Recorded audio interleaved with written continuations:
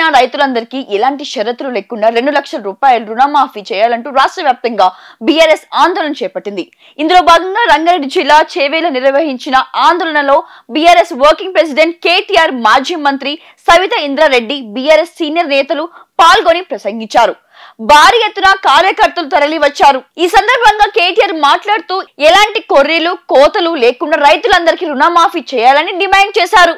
2 లక్షల రూపాయల వరకు రుణమాఫీ 49,000 కోట్లు అవుతాయని సీఎం బ్యాంకర్లకు చెప్పారని, అయితే మంత్రివర్గంలో మాత్రం దీనికి 31,000 కోట్లు అని పేర్కొంటూ తీర్మానం చేశారని తెలిపారు.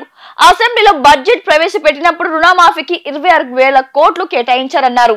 100% రైతుల రుణాలు మాఫీ చేసినట్లు సీఎం రేవంత్ చెబుతున్నారు. ఆయన సొంతూరు కొండరెడ్డిపల్లెలో 100% జరిగినట్లు నిర్వహించాలని సవాల్ విసిరితే సమాధానం లేదన్నారు కేటీఆర్.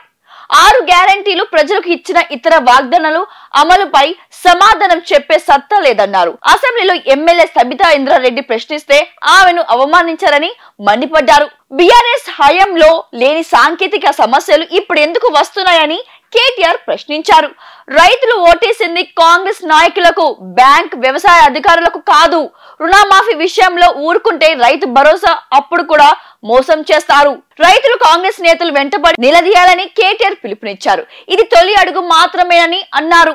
రాష్ట్ర వ్యాప్తంగా ఎలాంటి షరతులు లేకుండా 2 లక్షల రుణమాఫీ చేసేదాకా వదిలిపెట్టమని కాంగ్రెస్ సర్కార్ను కేటీఆర్ హెచ్చరించారు. కాగా రుణమాఫీపై సీఎం రేవంత్ రెడ్డి చేసిన మోసాన్ని ఎండగడుతూ అన్ని మండలాలు, కేంద్రాలు, నియోజకవర్గాల్లో నిరసనలు నిర్వహించాలంటూ బుధవారం కేటీఆర్ పిలుపునిచ్చిన విషయం తెలిసిందే.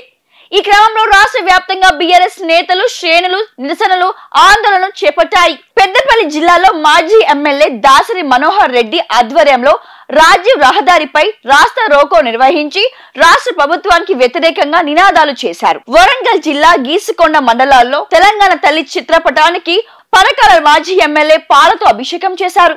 అనంతరం రైతులతో కలిసి ధర్నాల్లో పాల్గొని కాంగ్రెస్ పై, ప్రభుత్వ వైఖరిపై మండిపడ్డారు.